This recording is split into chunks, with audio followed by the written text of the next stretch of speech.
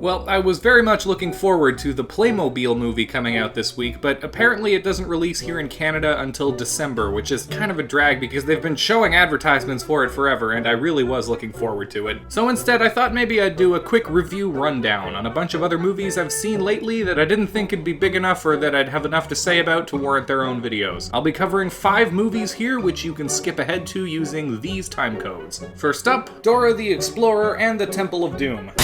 Oh look, Dora brought a knife on the field trip, everybody. Having never seen any episodes of the cartoon this is based on, I initially had no interest in this film whatsoever, but I kept hearing that it actually works really well in a lot of ways as a fish-out-of-water comedy. So I went and saw it, and I'm here to report that it actually works really well as a fish-out-of-water comedy. At least the first act does. This movie is really kind of delightful. Don't get me wrong, it's not a good movie by any metric, really. It's just very entertaining in parts. The film reveals that the events of the cartoon series were basically all make-believe childhood adventures imagined by Dora and her cousin, who are now teenagers, or at least adults playing teenagers, except that Dora still dresses and presumably acts exactly the same as the cartoon character does, right down to a bunch of little asides where she'll break the fourth wall and ask the audience to recite a new word along with her, or spontaneously break into song, or something like that. Except it's funny because every other character in the movie besides Dora, even her own parents, find this behavior to be just as absurd as you would in real life. The movie is very self-aware in that way, and I found a lot of that stuff to be tons of fun. Can you say delicioso?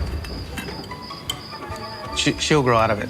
Think again. Early on in the film, Dora gets dropped into a semi-realistic high school setting, but continues to act exactly the same way, and she goes up to every single person that she sees in hallways and outside, and she's all, Hola, I'm Dora. Let's go on an adventure. This is my best friend, CGI Monkey. Can you say parapata? Parapata. and everybody looks at her like she's a crazy person. Be cool, Dora. Okay, what is this? Oh. Where did you transfer from? The jungle. It's non-stop throughout the first act, and the actress playing Dora does an outstanding job at capturing the bright and youthful vigor of a cartoon character come to life. Unfortunately, the movie becomes a lot less entertaining once it transitions to just sort of an uninspired Indiana Jones knockoff for the second and third acts. I really wish they had just kept it in the high school setting. There's still a couple of pretty funny sequences though, like when Dora starts singing a song about digging a hole in the ground to shit in, or when she starts tripping balls on jungle spores and starts picturing everything around her as a cartoon in the same style as the TV show, or when she kills a man with a yo-yo. So, surprisingly, I would actually recommend checking out this movie with a couple of friends over a healthy dose of whatever your narcotic of choice is. Next up, we've got Scary Stories to Tell in the Dark. This is a very, very cliche horror film about a group of teens in a small town on Halloween sometime in the 1980s who accidentally trigger the curse of an evil ghost, which then starts killing people one by one, and they need to figure out how to stop the curse. If we repeat stories often enough, they become real. While there's not a lot here that really breaks the mold in any way, the film knows exactly what it needs to be, and is laser focused on making sure that it's the best version of this type of thing that it possibly can be. What if what happens in the book is exactly what's happened for real? Oh my god. I honestly really enjoyed this film. As far as horror movies go, this one hits the mark pretty perfectly, with a couple of little details that make it stand out just a little bit further from the crowd. For one, the film mercifully contains almost no jump scares from what I remember anyway, relying almost entirely on its atmosphere and slowly building tension in order to earn its scares. A lot of the creature costumes and prosthetics are also freaking amazing, which should be no surprise given that this film was produced by Guillermo del Toro. Do you want to see a haunted house? The woman in red in particular was one of the creepiest monsters that I've seen from a horror movie in some time. Some of the CGI was a little distracting, but there isn't too much of it and most of the effects are practical, so I didn't really mind that. Also, as basic of a thing as this sounds, I've got to say that I really appreciated how most of the central characters are given at least an adequate amount of backstory and personality for you to hope they'll make it out alive once shit hits the fan. Something that so many horror films fail to do that it honestly seems intentional a lot of the time. There were still a couple of stock characters thrown thrown in, of course. You've got the school bully, the skeptical police chief, and the bitchy older sister, but all of the lead characters are fairly solid. In particular, I really enjoyed the performances given by the main girl, as well as the shorter of her two comic relief sidekicks. The movie does pull this kind of awkward last-second sequel bait right at the end, but it's not super obnoxious, and it doesn't sacrifice any of the movie's own story left unfinished in order to do so it's fine. I would recommend this movie to anyone who enjoys a classic atmospheric horror film.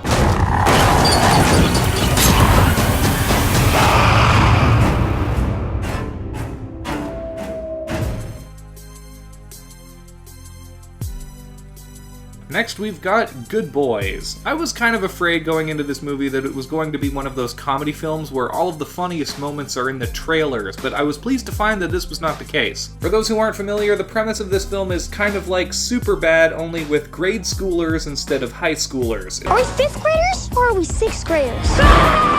It's about these three kids being close friends with each other since early childhood, trying to do a thing so that they can go to a party so that they can be popular. Along the way, though, they all learn new things about themselves and each other, and that growing older isn't exactly what they thought it would be. Obviously, a movie like this is going to live or die on the strength of its child actors, and I have to say that these kids all did a fantastic job. They're all capable of realistically playing a range of emotions and have excellent comedic timing to boot. I'm not even just talking about the three mains here. The other kids in the class all performed their roles very well. The movie is just well cast all around. There are also these two teenage girl characters who feature in quite a lot of the movie and whose story frequently intercepts with the three boys. The scenes where these two groups have to interact with each other in various ways are hilarious and were some of the highlights of the movie for me. You took my bag? Oh my god, there's Molly in there. Okay, who's Molly? Cause she's not with us. This is definitely one where I think if you find the trailers funny at all, you'll probably enjoy the complete movie, but if you don't find the trailers funny at all, you can probably just go ahead and skip it. It did start to maybe drag a tiny bit in the third act, but overall I would still recommend this film to anyone who appreciates this type of dumb humor in a comedy movie. It's Japanese for nunchucks, motherfucker. Oh! And next up we have Ready or Not. Ready or Not is a horror dark comedy film that's sort of riffing on the Most Dangerous Game concept, where a newly married young woman has to stay away from her murderous in-laws until dawn since they're all trying to kill her as part of some sort of ritual. No, thank you. Now, on paper, this looks and sounds like the kind of totally ridiculous premise for a horror movie that should be right up my alley, but then turns out to either be taking itself way too seriously or not seriously enough. However, I was very pleasantly surprised to find that this film delivers on exactly what I was hoping it would. Absolutely everything about the execution of this movie is on point, and I kind of loved it, like a lot. The film manages to keep its tone consistent while balancing its horror and dark comedy elements perfectly without letting either genre overpower or stifle the other one. I know you're in here.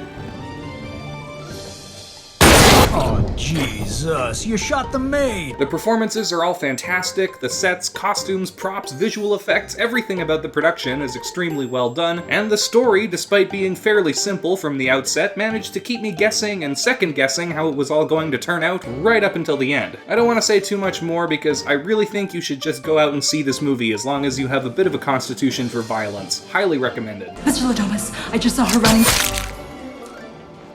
Oh my God! And finally, we have Angel Has Fallen, the third film starring Gerard Butler as professional badass Bike Manning, who has to save President Morgan Freeman from something. Only this time, Gerard Butler is being framed for the crime. Oh no! Sorry. I remember liking the first Has Fallen movie, Olympus Has Fallen, back when it first came out, but it's one of those ones that I don't think I've ever bothered to go back and rewatch since then. Truthfully, I don't even know if I've ever even seen the second one. I feel like I might vaguely recall it being on in the background at one point while I was doing something else, but I'm not sure. This third one is not great, but it's not terrible either, I suppose. I didn't hate watching it. The film is pretty much just a ripoff of The Fugitive, but I suppose in that regard, at least it's a lot better than Taken 3. What is it with all of these threequels ripping off The Fugitive? I don't understand. Gerard Butler is just doing his Gerard Butler action movie thing, and it's still pretty good. I'll give him my best shot, sir. Some of the editing is pretty bad, bad, there's a lot of really obnoxious shaky cam, but it's not the worst I've ever seen. I think the highlight of the movie was just seeing Nick Nolte on screen, doing Nick Nolte things. I like to imagine that this scene here wasn't actually in the script, it's just footage of Gerard Butler going to Nick Nolte's house to see if he'll be in his new movie. How did you find me? Unfortunately, he's not in too much of the movie. These couple scenes here are pretty much it, and they're by far the best parts of the movie. So yeah, in a nutshell, it's a very loud, very dumb R-rated action movie. Check it out if that type of thing scratches your particular itch, but otherwise, just rewatch The Fugitive. So that's it for my August and maybe some of July, I'm not entirely sure, movie roundup. Did you enjoy the video? Want me to do more like this for smaller release films in the future? Let me know by hitting that like button, subscribing if you're new, and ringing the bell to stay up to date on all of my latest stuff. Let me know down in those comments any of your thoughts on any of these movies, and check out some of the other great stuff I've got up here on my channel. Gargoyle Season 3 next week, probably, most likely. And as always, thanks so much to all of you guys for watching, and take care.